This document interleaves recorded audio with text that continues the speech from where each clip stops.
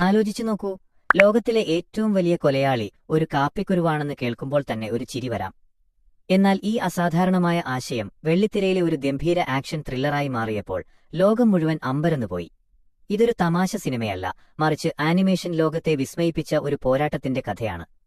ഈ സിനിമയുടെ നിർമ്മാണത്തിന് പിന്നിലെ കഥ അറിയുമ്പോൾ ഏതൊരു സിനിമാ പ്രേമിയും അമ്പരന്നുപോകും.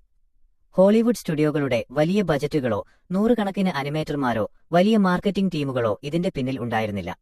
മറിച്ച് ജെഫ് ലൂ എന്ന ഒരേയൊരു വ്യക്തിയുടെ അക്ഷീണമായ പരിശ്രമത്തിന്റെ ഫലമായിരുന്നു ഈ സിനിമ.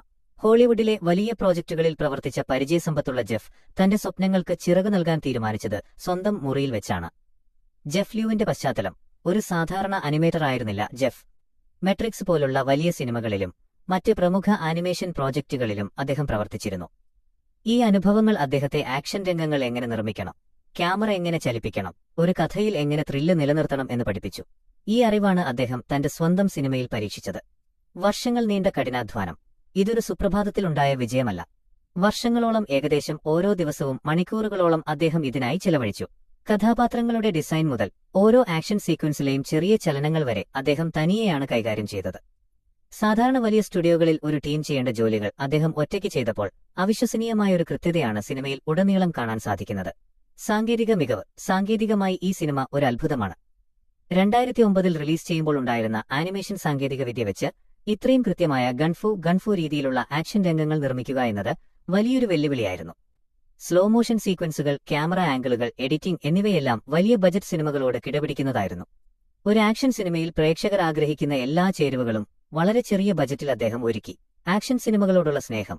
ഒരു കോമഡി പശ്ചാത്തലത്തിൽ കഥ നടക്കുമ്പോഴും ഗൌരവമേറിയ ആക്ഷൻ സിനിമകളുടെ എല്ലാ ആവേശവും ഇതിൽ നിറഞ്ഞിരുന്നു. ആക്ഷൻ സിനിമകളിലെ പഴയ ക്ലീശകളെ അദ്ദേഹം ഇതിലൂടെ കളിയാക്കുന്നുണ്ടെങ്കിലും അതിന്റെ യഥാർത്ഥ ശൈലി ഒട്ടും ചോർന്നുപോയില്ല. പ്രേക്ഷകർക്ക് ഇതൊരു ആനിമേഷൻ ചിത്രമായിരുന്നില്ല, മറിച്ച് ഒരു സ്റ്റൈലിഷ് ആക്ഷൻ സിനിമയായി തന്നെ അനുഭവപ്പെട്ടു. ഈ സിനിമയുടെ യാത്ര അവിടെ തീർന്നില്ല. റിലീസ് ചെയ്ത സമയത്ത് വലിയൊരു തിയേറ്റർ ഹിറ്റായി ഇത് മാറിയില്ലായിരിക്കാം. എന്നാൽ ഇന്റർനെറ്റിന്റെ വളർച്ച ഈ സിനിമയ്ക്ക് ഒരു പുനർജന്മം നൽകി. ഇന്റർനെറ്റിന്റെ ശക്തി, സോഷ്യൽ മീഡിയയും യൂട്യൂബും വന്നതോടെയാണ് ഈ സിനിമ യഥാർത്ഥത്തിൽ ലോകം ശ്രദ്ധിക്കാൻ തുടങ്ങിയത്. ആളുകൾ ഇതിലെ സീനുകൾ പങ്കുവയ്ക്കുകയും മീമുകൾ നിർമ്മിക്കുകയും ഈ കഥാപാത്രങ്ങളെ ആഘോഷിക്കുകയും ചെയ്തു. അങ്ങനെയാണ് ഇത് ഒരു കൾട്ട് ക്ലാസിക് പദവിയിലേക്ക് ഉയർന്നത്. ഒരു ഇൻഡിപെൻഡന്റ് ആനിമേഷൻ വിജയം.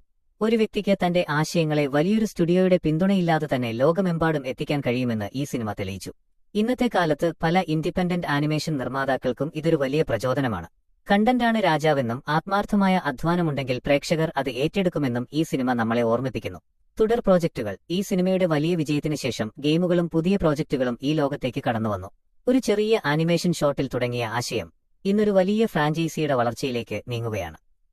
ചുരുക്കത്തിൽ, വെറുമൊരു കാപ്പിക്കുരുവിന്റെ കഥയല്ല ഇത്. ഒരു മനുഷ്യന്റെ സ്വപ്നവും ആ സ്വപ്നത്തിനു വേണ്ടി അദ്ദേഹം ചെലവഴിച്ച വർഷങ്ങളും ഒടുവിലത് നേടിയെടുത്ത വിജയവുമാണ് ഈ കഥ. വലിയ ബജറ്റുകൾക്കും വലിയ ടീമുകൾക്കും അപ്പുറത്ത് കലയോടുള്ള അഭിനിവേശവും കഠിനാധ്വാനവുമുണ്ടെങ്കിൽ ഏതു ചെറിയ ആശയത്തിനും ലോകത്തെ വിസ്മയിപ്പിക്കാൻ കഴിയുമെന്ന് ജെഫ് ലൂ തെളിയിച്ചു തന്നു. ഈ യാത്ര ഇന്നും ഒരുപാട് പുതുതലമുറ ആനിമേഷൻ നിർമ്മാതാക്കൾക്ക് വഴിവിളക്കാണ്. ഒരുപക്ഷേ അടുത്ത വലിയ ആക്ഷൻ സ്റ്റാർ, ഒരുപക്ഷേ നിങ്ങളുടെ തലച്ചോറിൽ ജനിക്കാൻ കാത്തിരിക്കുന്ന ഒരു ചെറിയ ആശയമായിരിക്കാം. അത് പുറത്തുകൊണ്ടുവരാൻ വേണ്ടത് വലിയൊരു മനസ്സു മാത്രമാണ്.